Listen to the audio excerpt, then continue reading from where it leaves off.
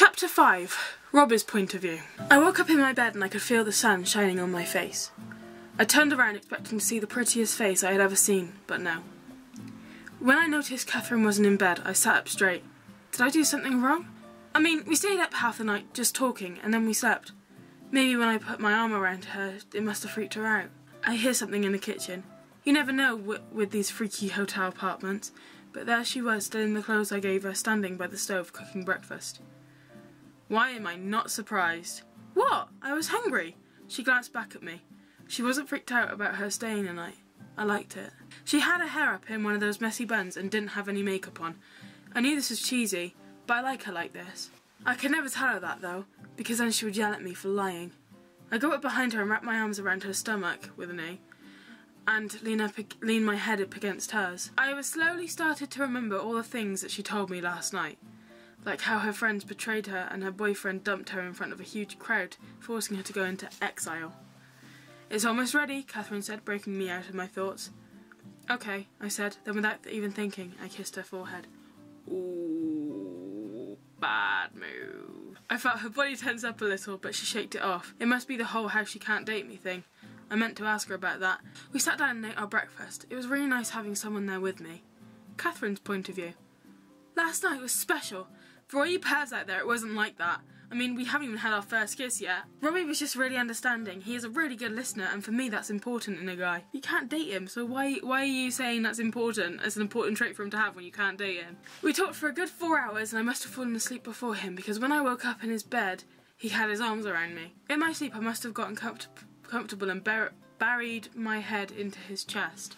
It was pretty difficult trying to get out of bed this morning without waking him up. Everything was going fine, then he kissed my head. I really do like him. Why do things have to be so complicated? Well, they don't. You're not a Hollywood actress anymore. You can still date your badgers. Your co-badgers, yeah, because that's a normal thing to say, Mel. If he was just a boy and I was just a girl, I'd probably be fangirling right now. But we're not just ordinary kids. If he was just an ordinary boy and I was just a girl, I would probably be fangirling right now.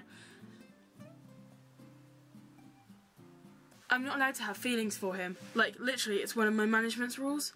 If only things were different. And here comes the story of forbidden love, the one that's gonna make you cry and wish that you had it. Hang on a minute. Is this the story for the Moulin Rouge?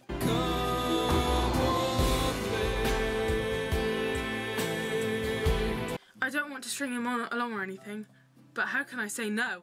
No. Just simple, flat out, no. Everything he does just makes me feel better. Hey, you're 18, right? I yelled to Robbie in the shower. Yes, love, he said while turning it off. He's gonna come out dripping wet and his abs are gonna be all on show. Since today's our day off, I was wondering maybe if you wanted to give me a driving lesson. I mean, I have a permit, I just need to actually get in a car and physically learn how to drive. Learning on paper doesn't really help much or show me how everything really is, and I was yammering on. He just makes me so nervous. He comes out of the bathroom only in some gym shorts and says, "You know you talk so much." So... Yes, of course I'll help you, you muppet. He laughs at me. I don't know why, but him calling me a muppet made me blush. I mean, it's just so British. No, calling someone a prat is British, if you're gonna go down that road. Calling him a muppet? Not so much. He grabs his shirt and puts it on. Ready, beautiful? Crap, now I'm blushing again. Yeah. I say, turning away so he can't see me blushing. He has this smirk on his face and tosses me one of his hoodies. It's cold out there. We're in this empty parking lot. He starts telling me all these things and for the most part I'm doing really well, but then we have to parallel park. He set up these 2 trash cans and got back in the car. I decided just to go for it and crashed right into the first one. Then I tried moving away from the can and crashed into the other one. We were laughing our heads off. If that was me and she'd done damage to my car, I would seriously hit the roof. I would go nuts. I would go schizo. No power on earth would stop me from getting angry. And she would be paying for it. Just saying. Robbie could see that I was nervous. He put one hand on my shoulder and the other one on my hand was firmly placed on the wheel. Just breathe. I look up into those beautiful green eyes. Okay, Catherine, think of it like flying. You can fly, you can fly, you can fly. What? I knew it! Peter taught Wendy how to fly by thinking lovely thoughts, and now I'm going to teach you how to park the same way.